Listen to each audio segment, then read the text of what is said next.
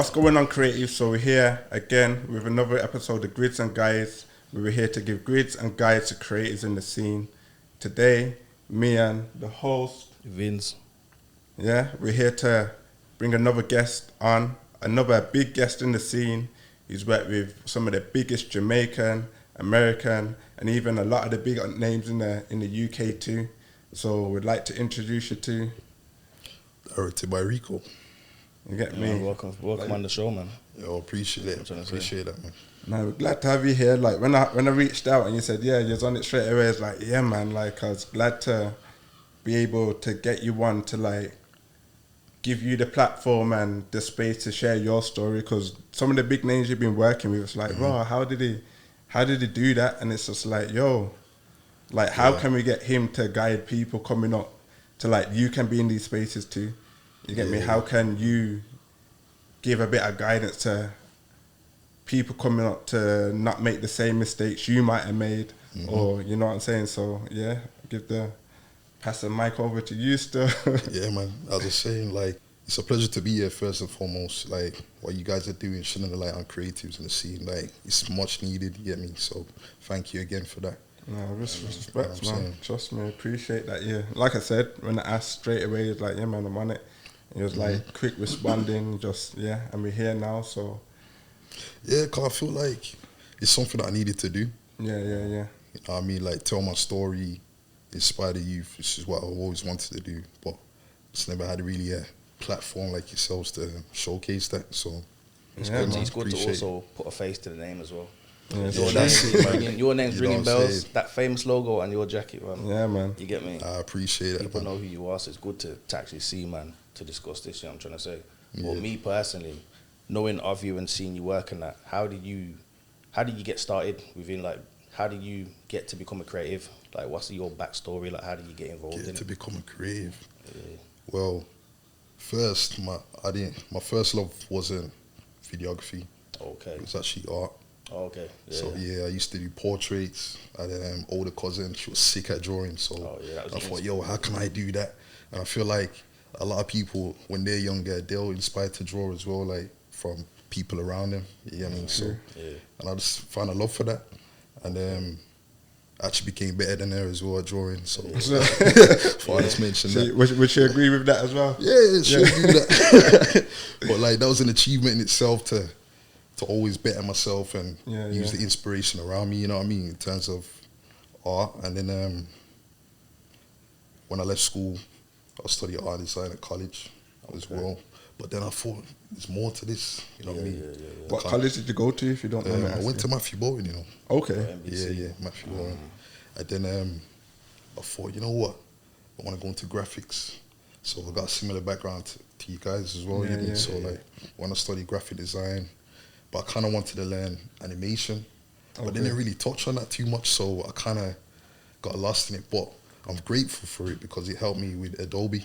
You know what I mean? So Adobe Photoshop, Illustrator, that kind of stuff. So that helped me adapt to doing videography with Premiere Pro. So I already kind of had the skills there already. So that transition from obviously art all the way into graphics to videography kind of just segued into that. So what you say, you use Adobe, they're your programs that you use? So Premiere Pro. You're not into like Final Cut and all them kind of things? I think it's like one of the other, like, you know, BMWs or Mercedes. It's either like Final Cut or Prem Pro.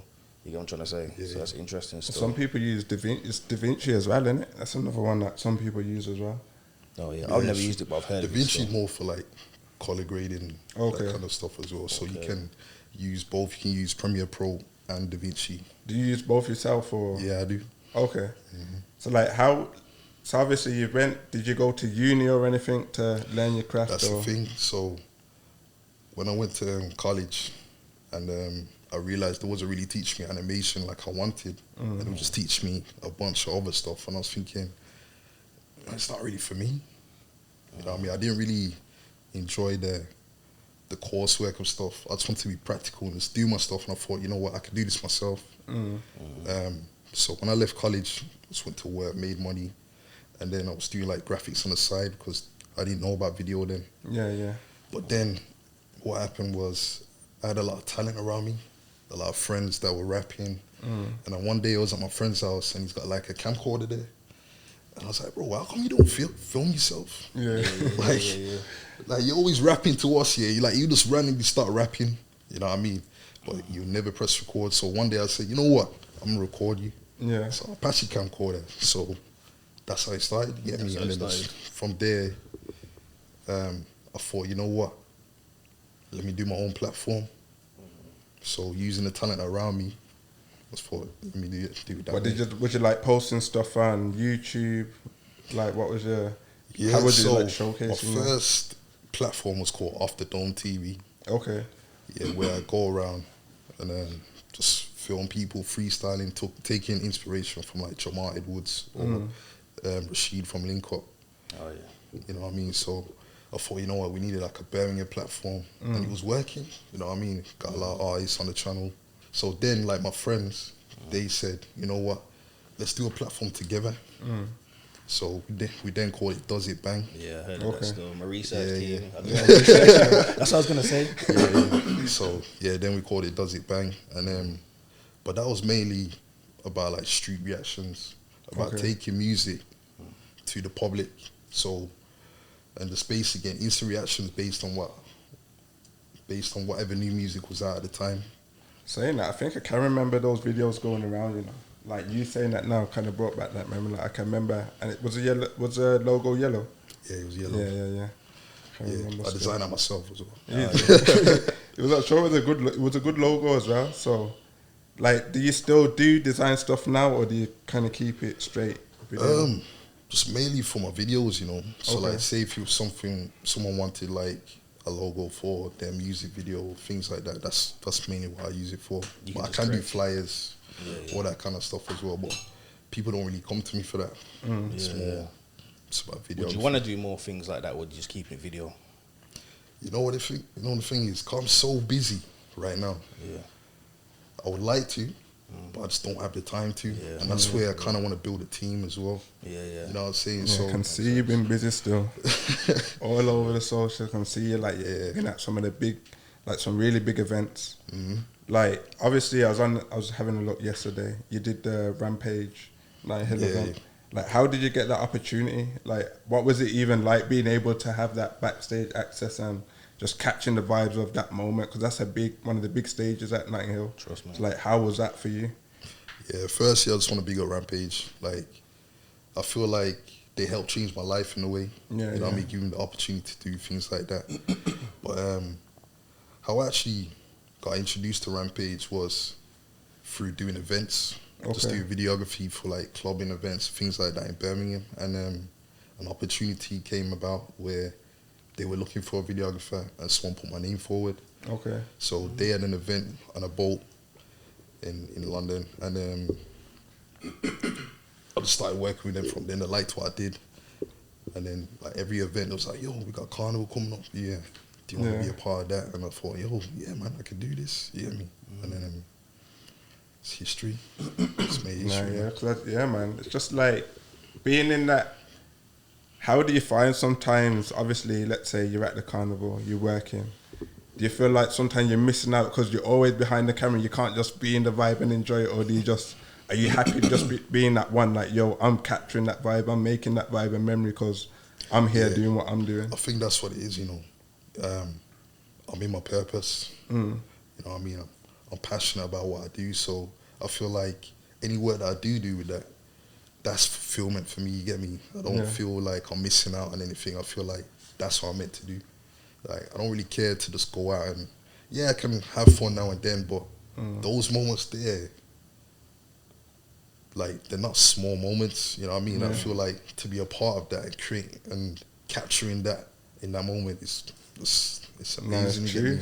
I can remember like because when I watch certain videos and some of your videos, when you capture the crowd's reaction, like being there must be like, yo, like you've captured that feeling. And let's say for the artist, he can be like, yo, I can remember that, and it's just mad. Like everyone was going crazy, phone lights and everything.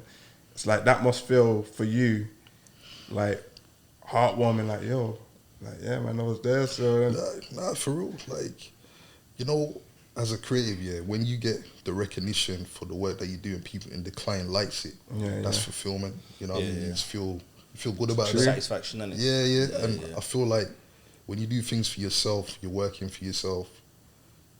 These are the moments that you live for. For real, you know what I mean? So like even for you, let's say when you finish a brief for a client and that, and they're happy with it, like how does it make you feel? Like normally, like we got to the end of the journey, innit? And some projects take longer than they need to be. So sometimes I'm just just happy that it's over. But you know what I'm trying to say? But like throughout it, I always learn something new. You know what I'm trying to say? What I like about it is like, I was gonna ask you, if you're capturing things a certain way, you're boosting the value of that event company, or because people are looking at that on Insta, looking at it on YouTube, and it makes the dance look better than it actually is. Do you know what I'm trying to say? What people don't realize, that's part of our job. You get me? I've seen it happen with, like, I think you did Bellow Blues. Not to say their dance ain't good, their dance is serious, they're my people, you get me? But obviously, the way you capture things, even like the chop shop stuff as well, looks mad. So people will look at their events and say, you know what, I'm going to that because the last one looked mad, and that's from your work, you get me? So, yeah, man. Yeah, I want to big up Cheesy, Cheesy for real, like, he helped with my career as well, you get me? So, like, from doing his events, like, a lot of people, like Chop Shop, or like Bellow Blue maybe, they then would use me after that. So I was able to showcase my talents through Cheesy's events first. Yeah. So I'm saying, obviously we're talking on this briefly earlier, like how you kind of was pushing that, like, yo, record your events and get them out there because it's gonna make your event look a lot better and get more people there, which is obviously what we want to do. We want to say, if a client comes here, or it could be your brethren or whatever, it's like, I want your thing to look good, I want you to do well in what you're doing, so take in this information and let's work. And then obviously for them, when it does actually change, like, do they normally thank you, or is it just like your brethren anyway, so it's just like kind of normal? Obviously they're happy, but what kind of reaction do they give to you?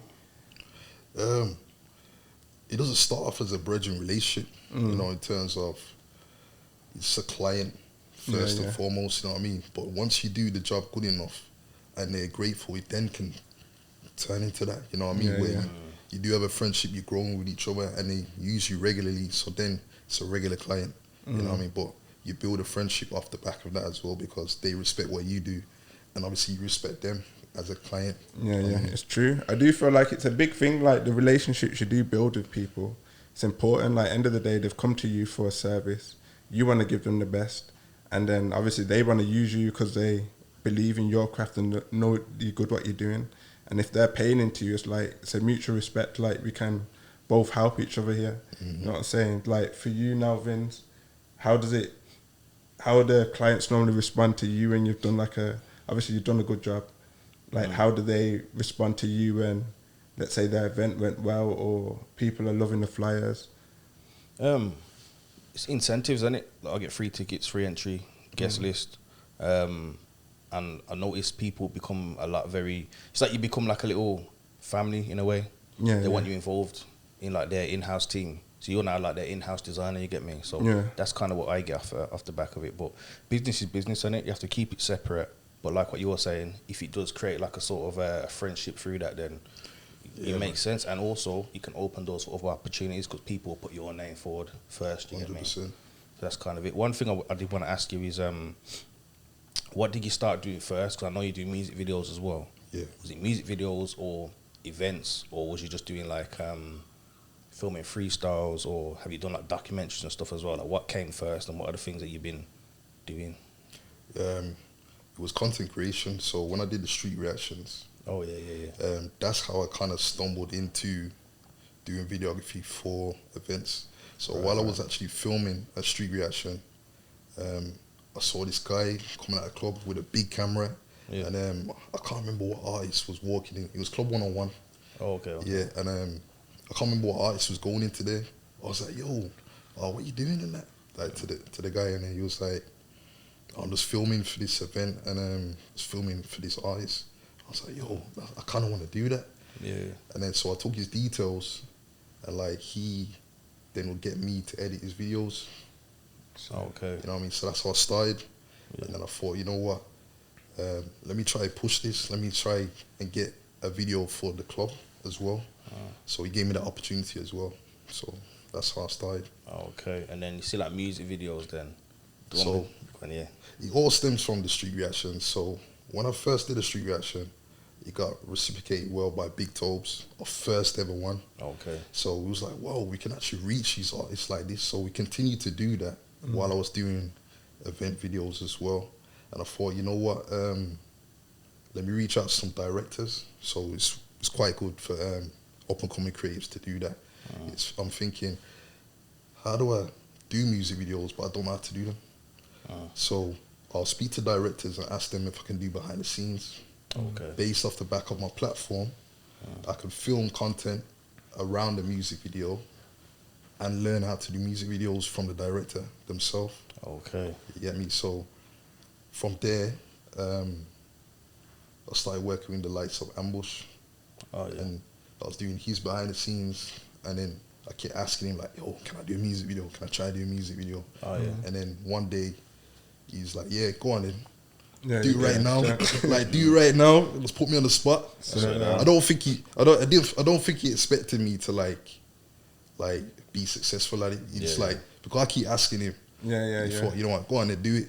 Yeah. And then I did it, and it ended up being a song called How I Feel. So we actually liked the video. Oh, yeah, put it that out. tune's cool And that was as like my first ever music video that I did So that, for artists, you get me? so that kind of shows, like, for everyone out there, consistency. Just because you hear no first time doesn't mean you don't ask again. Because obviously, after a while, that person will give you that chance. They just got to show that you're really on it and that you want to do it. So it's just like, be consistent, don't give up, or just don't turn away the first time you hear no. I think that's something important that I think us as creators should know. Sometimes, like Lewis was saying the last one, you might not get the chance the first time, but the connection will come there, or that chance will be given to you. You just got to stay consistent and That's it. be on it. You literally just have to be humble. Just know that no one in this world owes you anything. You know what I mean? You just gotta ask. If you don't ask, you don't get. Simple as that. That's literally Close it, mouth, bro. don't get fed. You get me? So just be humble. Understand that we're all on the same journey. We're all trying to think. And like, you just have to just ask, bro. I believe like your network is your net worth, 100%. So Big facts. like, you just gotta keep asking these people, and something will land. You know what I mean? So would you say for the up and comers here that want to get into video and do music videos, what they should really be doing is applying themselves and make sure they're around other directors? you have to be. You have to be in the mix. You have to be yeah. there. You can't just be sitting at home thinking, how's a music video gonna come? Like come to me. You get me? So you just gotta ask him. You gotta keep asking people and be humble about it. You know what I mean? Yeah. So like, since you did that music video, how did you find that process from like being around different music videos? Did you find the process easy to create the video, or did you find it you still had to, while you just learn on the job in it? Because sometimes we don't know, but we figure it out. Yeah. So how did you find that? I feel like by that point I found it easy to do. There's a part missing from that story, the Ambush. When I was doing his music video, when I was doing his behind the scenes, he would say, well, he has said to me, yo, that behind the scenes is better than my music video. So, you get me? How I edited it. So I was like, why do you let me do a video then? You get me? You get me? So that's the opportunity I had. But because I was constantly filming anyway behind the scenes and developing my editing skills, that enabled me to then be able to showcase that I can do a music video. Yeah. You know? What kind of questions were you asking the directors when you was doing behind the scenes? Was you asking the directors any questions to learn, or was you just taking it in visually? So when I do the behind the scenes, I'm then asking them, oh, what's the next scene? And they'll then break down what the scene is or what they're going to do now. And then it's literally just being a fly in the wall and seeing what these other directors are doing, how they're handling the artists and like telling them what to do. Even the team that they have with them, like what kind of lighting they have, just literally just studying everything that they're doing, you know what I mean? And then from there, just taking it on board and thinking, okay, then it's not as hard as you think it is. Yeah, for real. You know what I mean? You just literally just have to get the video, as long as it's clean. The magic is in the editing software.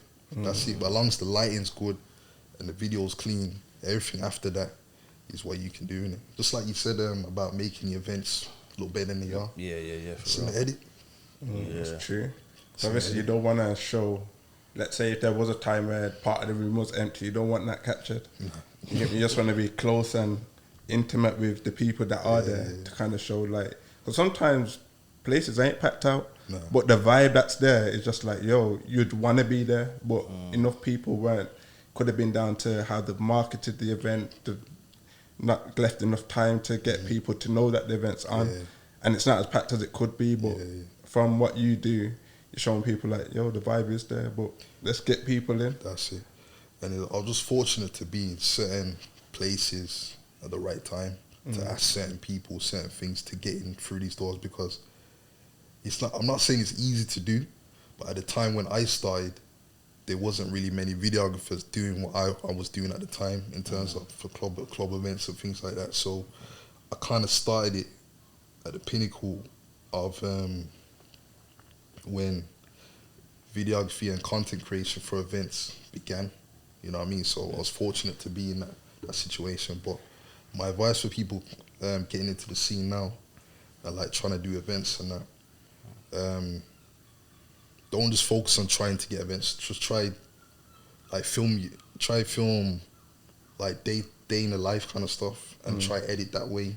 Like film your friends and family.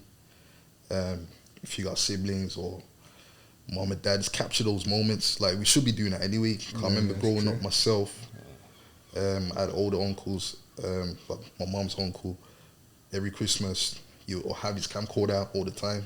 So I feel like, I think back to these moments and I feel like it's kind of Been rooted in your it's kind of been rooted. To be on the journey that I'm on now, you know what I mean? So, like going forward, that's something I would do. Like try and film family moments and just make edits from that. Don't just wait for, I need a club booking.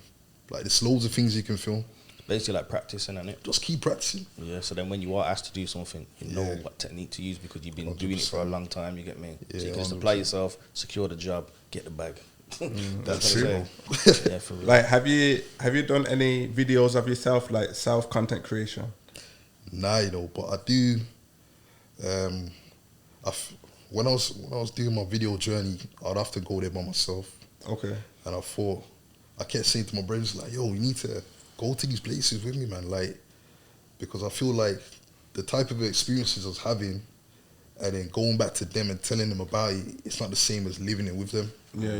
You get me? So, shout out to my guy, Soul Sick Clothing. He's been on my journey for the past 3 years since I've been doing Directed by Rico, because before I was doing Does It Bang. Okay. And then it's mad because that was a crazy time to transition from Does It Bang to Directed by Rico, because during that time I lost everything. I lost my camera, I lost my laptop, hard drives, everything, cause I was with a client and their car got stolen. You know what I'm saying? So to come back from that thing and like losing so much work, losing all your equipment, to bounce back, I had to rebrand myself as well. I was thinking, if I'm gonna do it, I'm gonna do it like properly, because Does It Bang had no face. So even to build that back with clients, because nobody knows who I am. So like approaching clients through Directed by Rico, starting from scratch. That's another thing. Like, have you got it in you to lose everything and come back? Yeah. You know what I mean? You know how deep that is though. Yeah, because it's that's deep, how bro. it is. Certain times it's just that shows how much you actually want this. 100%. You know It's just like, because you can. It's one of those turning points in it. You can just say, you know what, I give up, or you can just say, you know what, I got to get my head down, go harder. You know that you got the skills there, innit? Yeah. So let me finish what I was saying. So during my journey of Directed by Rico, my friend joined me on my journey. Like, he would just take me to places and He'll film up behind the scenes, like with his phone and things like that. But I haven't really done like vlogs where I should have been talking to the camera, because that wasn't really me. Yeah. With Does It Bang, I wasn't in front of the camera at all. So the transition of even to show my face in certain things, like we used to wear a mask. Yeah, we used to wear a mask. Like we literally didn't want our faces to be seen anywhere, because we literally just wanted to be successful, but didn't want the fame. And that's like a lot of cameramen. We're just behind the camera. We have no reason to be in front of the camera. But in this day and age, in the creative world, in terms of content creation, a lot of people are in front of the camera now, and they believe, like you said, to see the person behind the camera, it's more real now. Like people can connect through social media. That's like with me. Like I do vlogs now, and I'm someone no one ever used to see. Wow. And like see Instagram and that, you won't see a selfie from me. The only time you see me is if it's like a birthday post or someone tags me or something. You get me? Or if you see me and my brethren is your brethren, that's how you know it's me. But through my thing now, I just thought, you know what, I need to elevate what I'm doing. I started to see when I did start doing little hints and tip videos, it was getting a good reception, and I was getting like it felt like a whole different audience. The audience I was getting were people that were into those things and just wanted to like see who was behind the designs. So I said, all right, and cool, let me come out my comfort zone a bit more. Not too much, because I only show people what I want them to see. You get me? But even doing this is something I said, you know what, I need to do this. I need to break out of that kind of, you know what I'm trying to say, and put my face out there as well. So yeah, what you're talking about, I can relate to it quite a lot, especially with losing everything as well. There's been times, before I had an iMac, I used to use PC, this is college days. And what happened is I was halfway through a design, computer just crashed. Everything was gone, and I had to redo the flyer again. You get me? And but that showed me what I've been learning, what I've been practicing. I can just do it again, if that makes sense. And I did, when I redid the flyer, it was better than what I remember the original was. You get me? So it is hard when those things happen, but it's happened so many times, bro. Again, it's just like, I just feel like us as creatives, like you can procrastinate and get pissed, and it's like, just get back to it. Like take your little time. You just got to get back to it. You get me? Things have to be done. It just shows how much you actually want to do this. 100%. And that's the difference between being successful and not. Yeah, simple as that. Just like who's willing to, like, you're not always gonna hear the yes. You're saying it's not always gonna be easy. Sometimes you might not even feel creative to do anything. You just have to push through and just stay consistent with it. And on the journey, opportunities will come your way. Like don't give up on yourself. Like it is hard being a creative. It's never easy. But the consistency and just being resilient, you get your breakthrough. It might not come straight away, but you get your breakthrough. Trust me. What would you say for a creative coming up now who wants to do video? What would you say a starter pack they'll need to have to be able to do be successful in doing music videos and stuff? So from equipment, what would you say they would need to, like a basic starter pack? Your phone.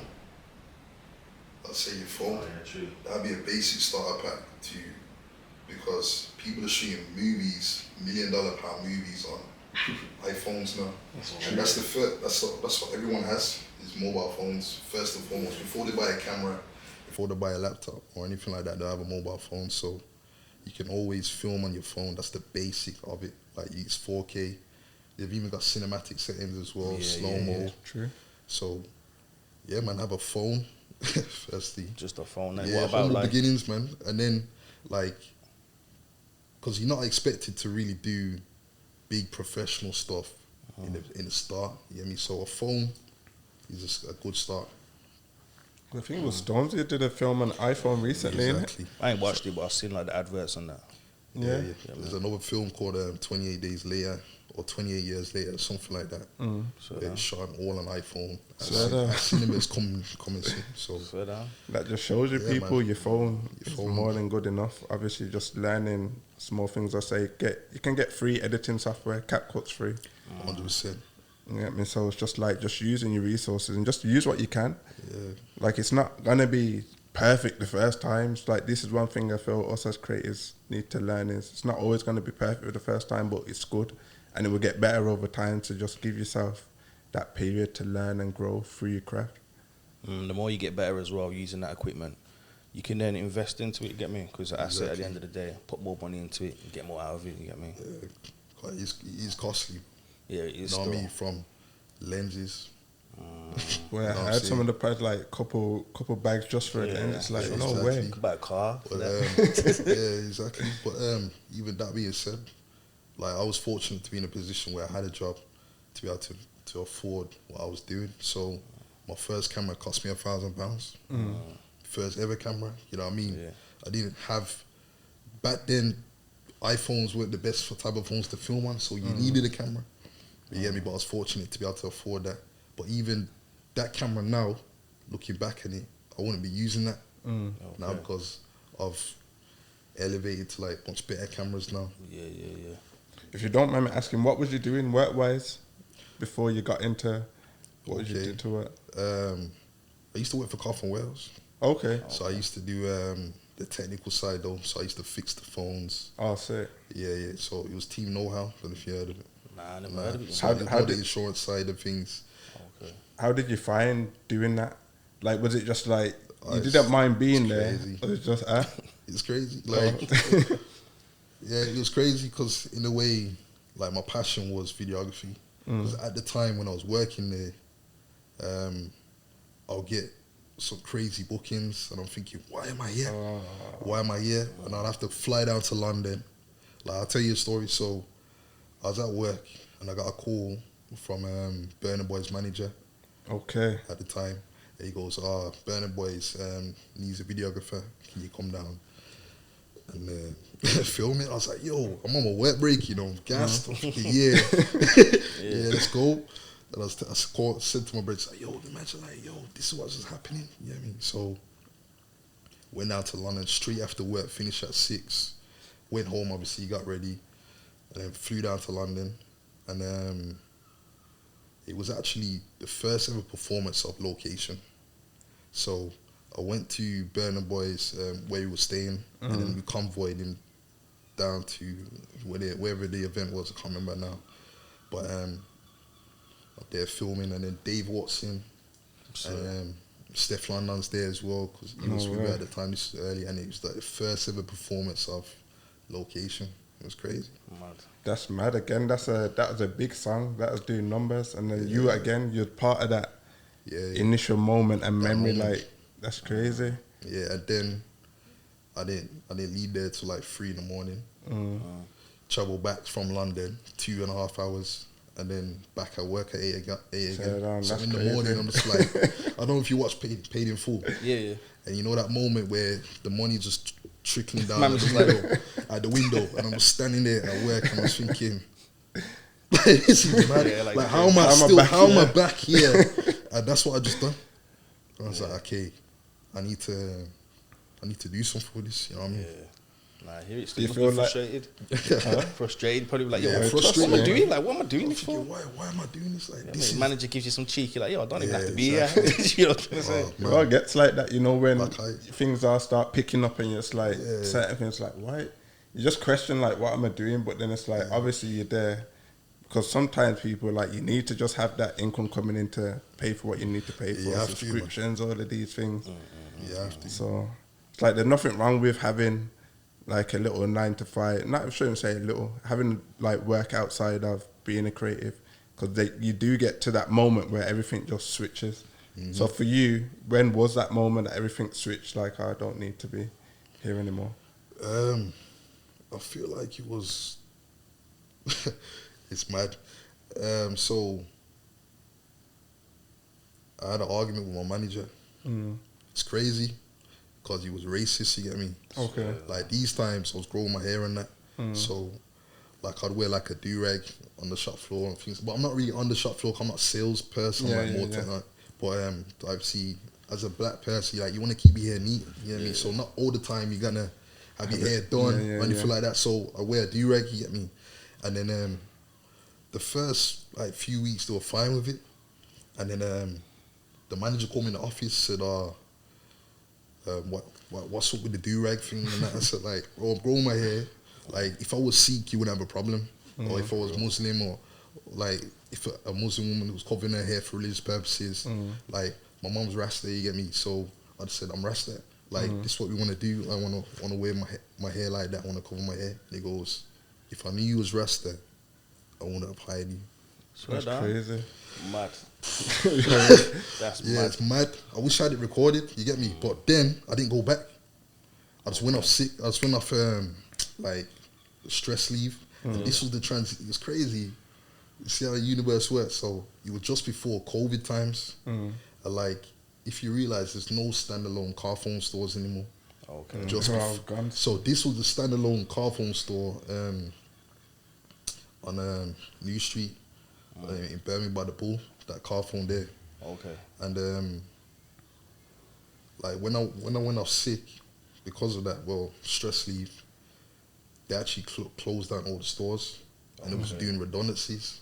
So I didn't go back for like months. You know what I mean? But during that time, I was focusing on what I needed to do. I was focusing on Does It Bang at the time. So I was doing my craft. And I was still getting a check as well. That's all right. I was still getting a check because I'm on stress leave. But I felt it was rightly so. It was like, how am I going to work with someone that's like that? That was just crazy. You know what's if good? I stay around it. What's good? Sorry to cut you. What's good about that? And I'm glad you said that, and I'm glad you did that as well. Yeah. Because you kept your integrity. Yeah. And you focused on what was important to you, prioritized, and look at where you are now. So I rate that still. No, 100%, man. So I felt like if I don't leave, I'm going to crash out, bro. Like, I can't leave. I can't work with someone that's like that. You get me? That's my mind. You get me? So I'm thinking, nah, I'm gone. But I already kind of wanted to leave anyway. So that just gave me a further push to just, you know what, I need to just focus on my videography skills, my editing, my creativity, like me. So I did that. And so redundancy happened during COVID. Then the whole world locked down. You know what I mean? But I was fortunate enough to, because I was still working on my business, it didn't shut down for me. So I was lucky. So imagine if I didn't have my creative side. So it's always good to have something for you. You know what I mean? Whether it's videography or graphics or anything like that. Yeah, for real. 100%. Gonna say from, like, obviously if people was to look at your socials and that, they can see you've worked with some like the biggest artists in like UK, JA, America. Like for you, who's the best artist that you feel like you've worked with? Whoever you enjoyed being around the most or videoing? Best artists. There's so many. Yeah. There's a few. There's literally a few, man, because like as we were saying earlier, it develops into friendships. So I got a few people, but I don't want to name them all just in case I miss out somebody. That list is long. Still, we went through it earlier. That list is long. I'm just fortunate to be able to build good relationships with the people that I work with and just keep it moving. You know what I mean? And utilize the opportunities that are given to me. You know what I'm saying? Yeah, I can see that because obviously some of the people you have worked with, like you can see it's been reoccurring. So it shows you've got that good relationship there. It's always good to stay humble. One thing I was gonna say, obviously you're wearing it now. You're Directed by Rico jacket. Like, what inspired you to choose that jacket? What inspired you to, promote yourself and every time you are out and about? When did that happen? Or was it from the start? Well, with Does It Bang, it was always about branding. Like I said, I didn't want to show my face when I was doing Does It Bang. So I had a mask, you know what I mean, with the logo on. So it kind of speaks for you. So when I transitioned into doing Directed by Rico, I was looking at other videographers and I realized they didn't really have something that stood out, something that will speak when they enter a room without them actually speaking. So I thought, you know what, I need to have my logo on me because it's about marketing, it's about branding. 100%. So like in certain situations that I'm in, there's loads of phone cameras, so you can always see me even if my back's turned. So you're not just recognizing my face, you recognize my logo. Yeah. You get me? So I feel like it's very important to do that, and how I actually design this myself. So I thought I need to be creative with it as well. Like, what would I want to wear? Yeah. It's important, isn't it? Like your uniform, you want it to be something that you can just wear comfortably and just like, And like, literally everywhere I go, someone will compliment it, say, yo, that jacket's hard, or that's sick, you know what I mean? So it's also like something for people to remember you by, like it's interesting as well. It's a conversation piece, and it's like networking without having to even speak. You get That's me? it. People see, and you could be on a not film set, music video set. You've got your Stefflon Don, you've got all these people there. They know you're the director because you've got. He says it. Do you know what I'm saying? So they can see you from across the room and say, okay, I need to get to my man. He's serious. He's came here. He's branded himself. You get me? So keep telling everybody, brand everything. Whatever you've got, brand everything. Even like down to the cups. You get me? Everything, you have to brand everything. It's important, and you think that it doesn't mean much, but it makes a big impact.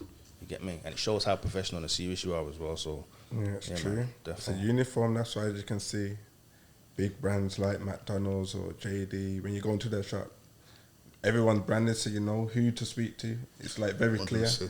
It's like it's important. It's just like just brand yourself and merch. Like because like on my videos, I obviously put my logo as well. yeah. Even before, like when I started doing event videos, it was kind of like cheeky in a way to put my logo on there.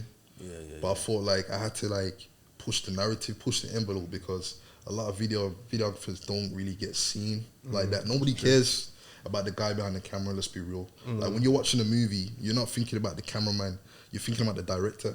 You're thinking about the guy that made the event or made the movie, but there's a guy holding that camera throughout the whole movie, you know. That's you know what I mean? So like when I'm watching films now as well, like I take that into consideration, like, yo, how's that guy done that? Like that's skill in itself. So I thought, yeah, I need to put my logo on things so people recognize that. And then when I got my jacket, I'm like, yo, I recognize that logo. Yeah, I mean, 'cause I'm not always showing my face, but you're gonna see my logo somewhere. Yeah, for real.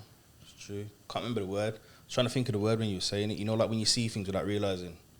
Subconsciously. Yeah, subconsciously, yeah. And it makes you like a household brand as well. You get me? Now that's serious. Yeah, that's like, you know, even sometimes now, if I don't put my logo on something, people are asking why, because they want that. Yeah. So when you get to a level like that, you just think, wow, like I'm actually doing something right here, that people actually want my logo on their work. To say like, yo, it's done by him, innit? You see, like with me now, I put my logo on mixtape artwork. Sometimes when you upload it to certain platforms, like they'll tell you there's too many logos on the cover, so you have to take certain things off. So I understand that. I used to do it on flyers. I stopped putting my logo on flyers. I got to like a point with flyers and stuff and a clientele level where I didn't need to put my logo on it no more, because I was using it as like a business card. It was like my stamp. Every time I did my design, you know who designed it because I'm putting it at the bottom corner. People can kind of tell my style now anyway.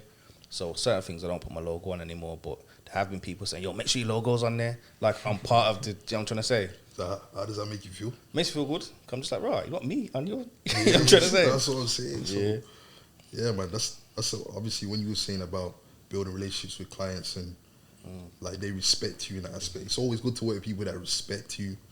I've worked with people that I'm thinking, like, show me some respect, you get me? Like if it wasn't for me or any videographer or any creative, the thing that you're promoting wouldn't come across the way it does, you know what I mean? So you gotta show respect to everyone involved. And it goes back to the integrity thing as well. Like with me, if people are rude, I don't work with them, you know. I feel no way to tell, man, listen, don't like it. I don't like your attitude, don't like your energy. You have to go somewhere elsewhere, you get me?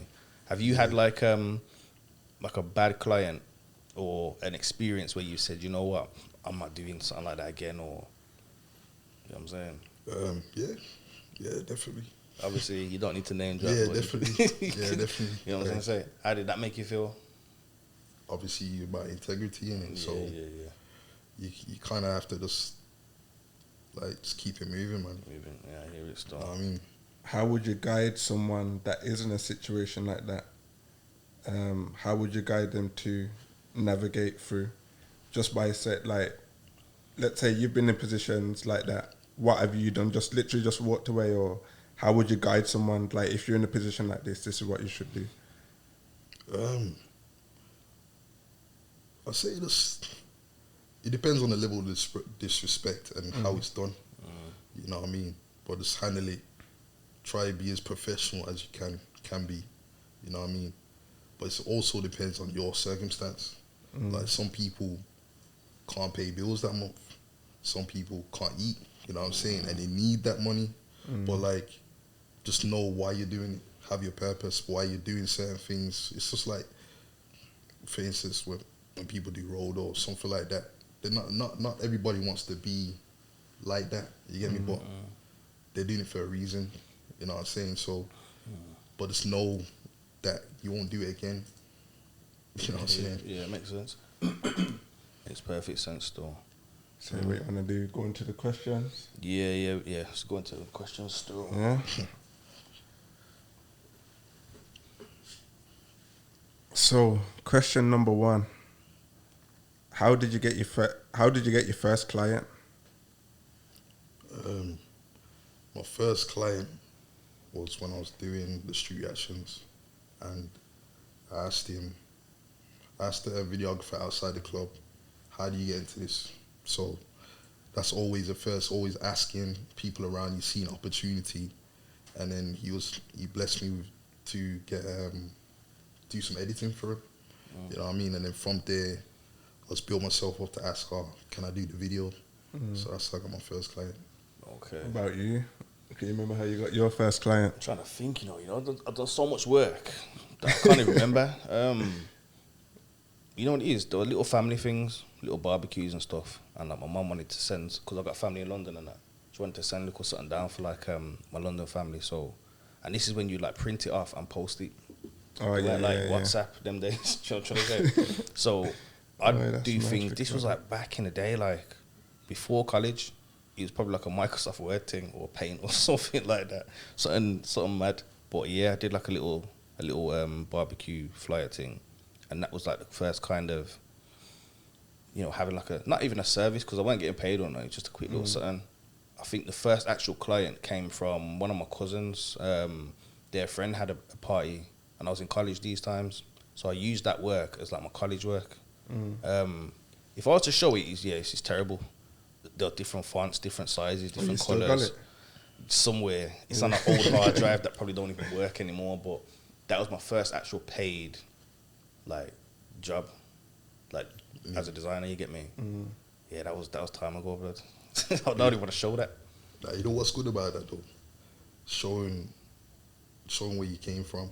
You know what I mean? Remembering how far the journey's been, because it's always easy to forget when you're in the moment and you're so busy, like growing all the time. It's good to just look back and just say, yo, remember when I did that? Like, look how far I've come through now. You get me? So it's use it as motivation.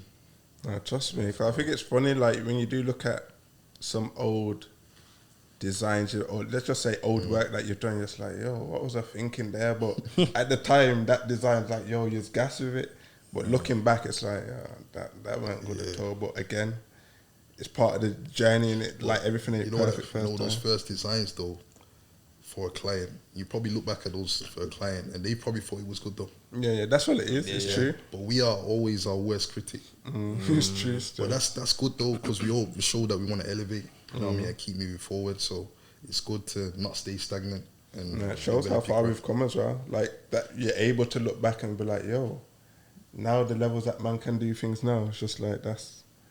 But then it's part of the journey, isn't it? That's it, man. That's why it's good to be humble, because you don't become complacent and think that you've made it already. You get me? That is it. Yeah. True.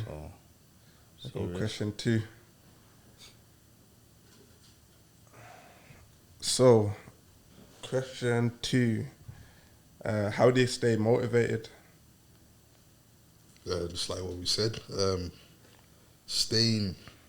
looking back on the things that I've done before, and just like knowing that I really want to do this.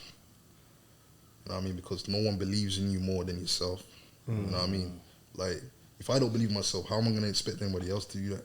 So first and foremost, I just got to know that I'm that guy. Whether or not anybody else believes that, I got to believe that firstly. You know what I mean? So otherwise, you're not going to be successful. And that's the difference between being successful and not successful. You just got to have that self-belief wholeheartedly and just know that you can do this. You know what I mean? Because like literally, everyone's trying a thing. Basically, everybody is trying a thing in life, bro, and everyone started from somewhere. Like when we were born, there's a lot of people that obviously born with like what's it called, silver spoon in their mouth, things like that. But not everybody came from that. Trust me. You know what I mean? So yeah, man, that's how you stay motivated. That's how I stay motivated. No, I agree. I feel like when you have that confidence in yourself, it's just like you're giving yourself that extra push. Because sometimes it's like things are hard, but it's like, yo, you can do it. And like you're in this position because you are good at what you're doing, and loads of more things can like come to you. Like you've manifested this from all the hard work you've been doing. Like you've been writing down, you want these things to happen. Just believe in yourself. Some goals are, you might think, how am I going to get there? But it will happen. Just keep working towards it. Like, yeah, man, you kind of have to be, I don't like to use the word delusional because it's not, because you're being true to yourself. Yeah. You know what I mean? So you kind of have to manifest and say, this is what I'm going to do. I'm going to achieve such and such, and believe that. Don't put any holes in your boat. You know what I mean? Because if you want to stay afloat and keep going to the destination, why are you going to put doubt in your thing? You know what I mean? You got to keep going. 100%. I agree. And people, sometimes it is hard, but again, like you keep saying, you have to have that, you have to believe in yourself. You have to, man. Like and anyone that's around me as well, if I hear any doubt in their speech, in their talk, I correct them, I check them. Like, why are you doing that? No, because true, I believe in manifestation a lot, you know what I mean? So yeah, it's true. Even how we speak, there's times when we say, if we do this, or when we're going to, like, we're going to do this, it's going to happen. When it happens, that's what we say. You get me? Because sometimes you will say certain things and you're like, no, let me reword that. Just so you have to reword to make yourself know, like, I am going to do this. And it is going to happen. Yeah, man. Like, do you feel like setting goals is helpful as well to keep you focused? Or you have to set these goals. You have to. Like, just know that it's going to happen. Whatever goal you do set, you may not reach the deadline of the goal that you did set to make it happen. Say, okay, one day, I'm going to buy a house. I'm going to buy a house next year. But you may not get the house next year, but don't be disheartened about it. Just know that it's going to happen. Yeah, because you're a step closer. Yeah, you're a step closer because you're building towards it. It's going to happen because you believe it will. You know what that's similar to as well? Sorry to cut you. I was watching something the other day, and they said something like, alright, there's some people that don't really dream in it or have a vision. So let's say, for instance, a car. Some people will say, I want a Lambo. Yeah. They ain't gonna get the Lambo, but they might get a Range Rover the next year. Do you know what I'm saying? Because they've aimed for something. If you don't aim for something, you're not really gonna get close to something else. I'm trying to say. Yeah, 100%. Just to add on to what you were saying there, you have to actively work towards it, though. You don't just say it and you're sitting in your room. You gotta actually be doing things to work towards it. Like, you gotta start somewhere. No matter how small it is, it's still a step closer to wherever you're trying to go. Yeah, I mean, because there's so many people that procrastinate. It's I want £1 million. So how you gonna do it? You know what I mean? There's no formula into what you need to do. So I just knew that I was gonna get to where I wanted to, but I had to do certain steps to do that. So like, I want to shoot music videos. How do I learn to shoot music videos without actually doing any? Like, no one's going to trust me to do it. You know what I mean? So I used a different avenue where I did behind the scenes and showcased my edits that way. You know what I mean? And also learn from some of the biggest directors and videographers in the game. Like, just study them, you know what I mean? And by doing that, I was humble to say, okay, I'm not where I'm at yet, but I can see what they're doing. And let me try to emulate that in my own way, because that's what everything is in life. You get me? It's what you do, but it's your flavor. You get me? Like, look how many chicken and shops there are in the world. Right next to each other. Chicken and chip shops next to each other, but that chip shop don't taste like that chip shop. You know what I'm saying? And everyone has a personal preference in it, but everyone's happy and everyone's got their own flavor, bro. Yeah, so that's what you gotta do. You've got to create your own unique selling point as well. You get me? That's cool. I got a little fire round thing. Okay, go A on. few questions. You get me? Yeah. So just answer them as best as you can. If you want to elaborate on them as well, feel free to. Cool. So yeah, what do you prefer, Sony or Canon? Sony. Panasonic or Nikon? Sony. iPhone or Android? iPhone. Okay. Basically because it's what I use. I use a MacBook, so it's transferable. Like it's all in one universe, so it makes sense. Stick to the same brand, innit? Yes, same brand. Same. I'm exactly the same. All right then. Events or music videos in terms of work? It's a hard one because there are more events that happen than music videos for me personally right now. You get me? But I say events because that's what made me who I am in terms of the skill set I developed in terms of editing and consistency. But I would like to be known for my music video work as well. Okay. More so, like I feel like as a director, you kind of want to do that and movies and adverts. You know what I mean? That's not just events. You get me? That's true still. Yeah. Get more scope for creativity, like adverts and stuff like that. That's also something what I want to get into. I will get into movies. Like my slogan is making movies, so that's what I want to do. That's going to be interesting to see when you get into that field, just to see how your creative eye will direct these types of. It's going to happen, man. Yeah, man. That's like Hype Williams when he did Belly. Yeah. He was doing music videos for years, and then he did Belly as well, and it just looks like a long music video. To me, anyway, the film.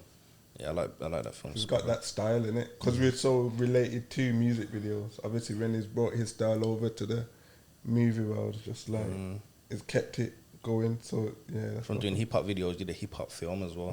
Serious. All right then, cool. Nike or Adidas? Nike. Okay. iMac or Windows? iMac. I have to ask though, you know.